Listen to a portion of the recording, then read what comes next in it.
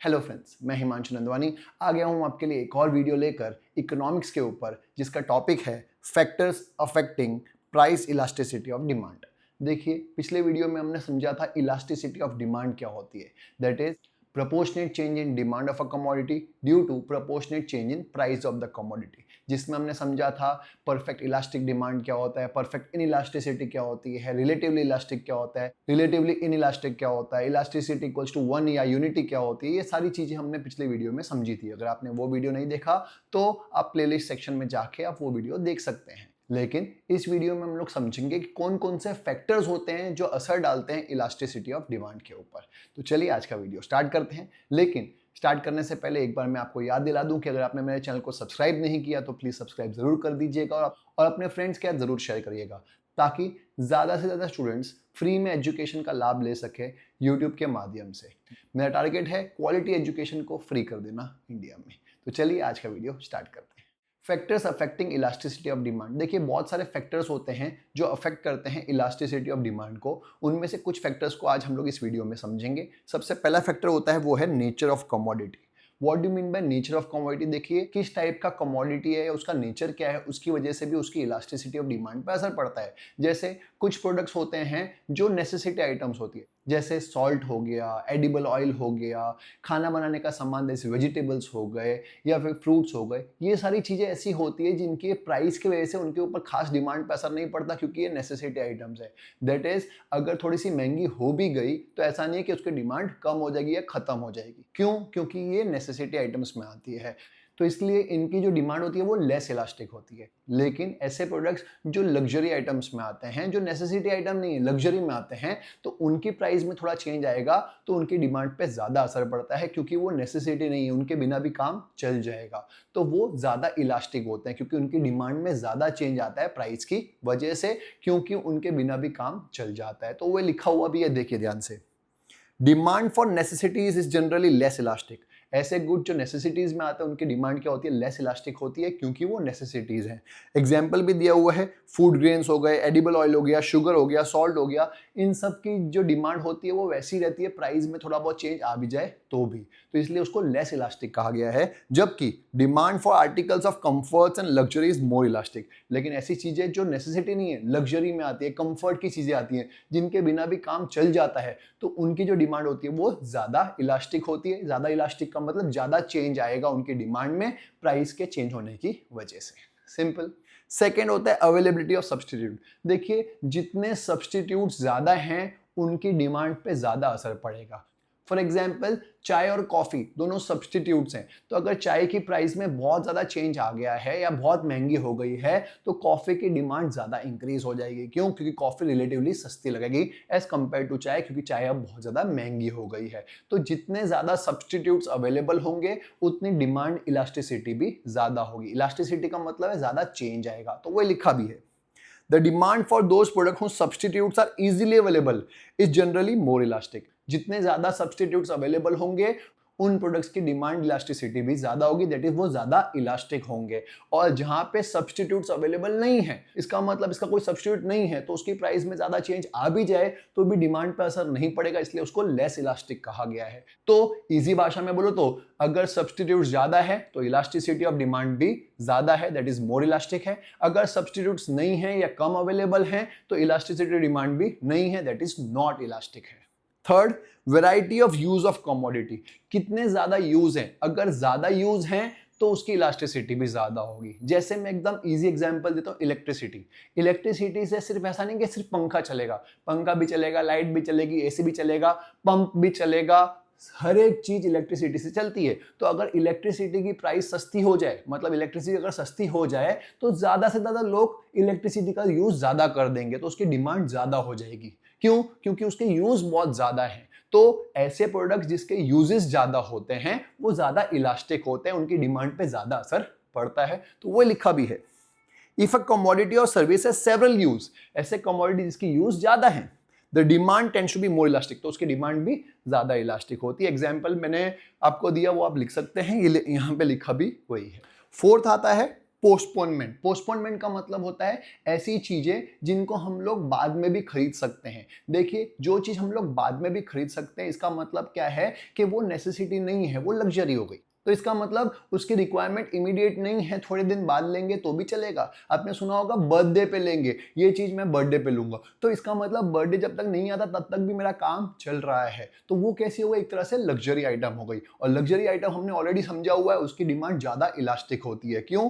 क्योंकि उसको पोस्टपोन किया जा सकता है, वो नेसेसिटी नहीं है। तो जो चीज पोस्टपोन की जा सकती है उसकी इलास्टिसिटी हमेशा हाई होती है, उसकी डिमांड पे असर ज्यादा पड़ता है प्राइस की वजह से। तो वो लिखा भी है, commodities whose consumption can be postponed have more elastic demand। उसकी डिमांड कैसी होती है? ज्यादा इलास्टिक होती है। एग्जाम्पल टेलीविजन सेट हो गए, टेप रिकॉर्डर्स हो गया, आईफोन हो गया।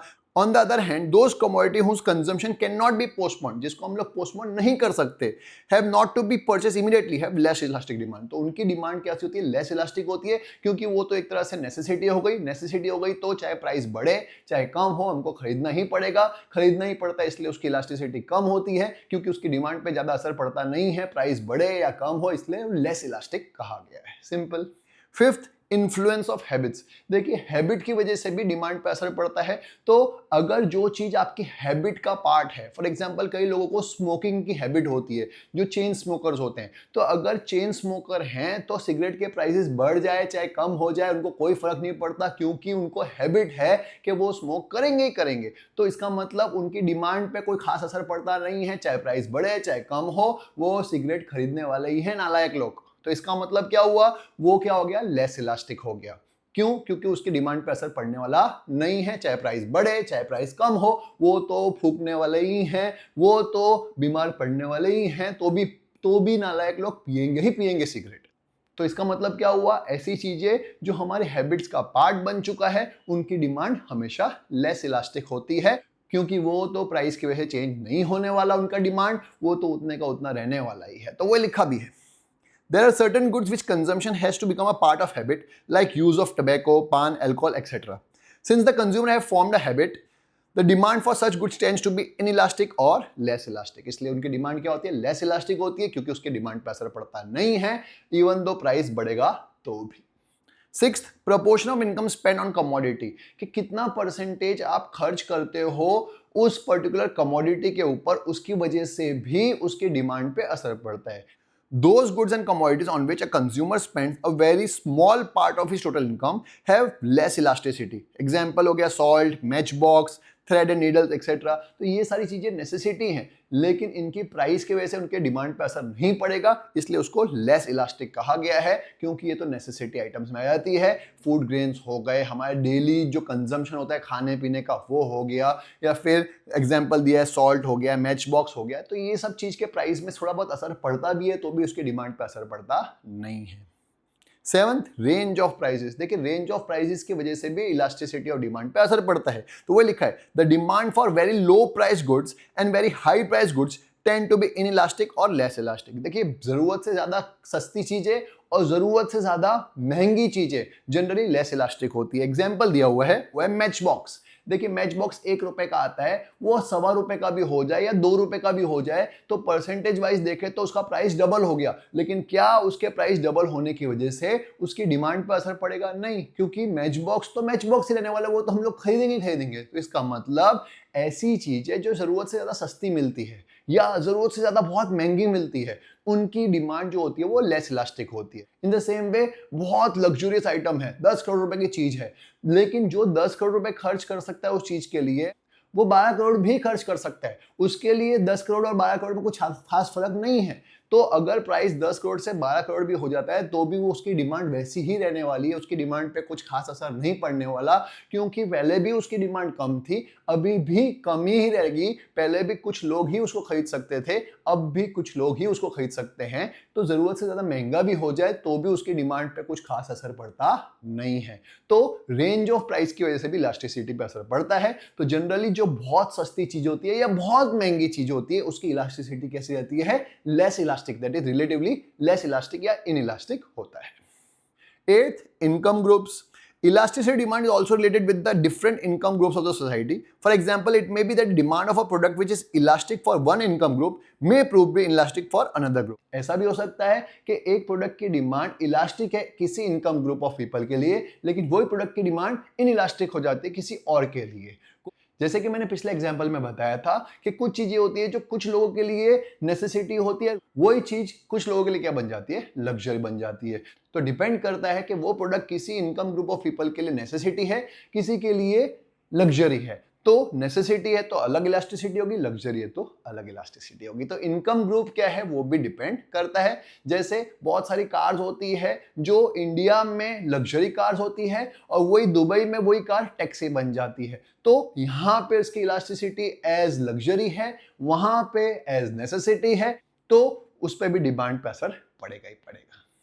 Ninth, element of time. Element of time की वजह से भी इलास्टिसिटी पे असर पड़ता है। आपने देखा होगा मूवी हॉल्स में आप देखते हो कि सुबह के शोज जनरली सस्ते होते हैं, रात के शोज जनरली महंगे होते हैं, लेकिन मूवी तो सेम ही चलती है। तो उसकी वजह से भी इलास्टिसिटी पे असर पड़ता है कि किस टाइमिंग पे हम लोग वो चीज खरीद रहे हैं।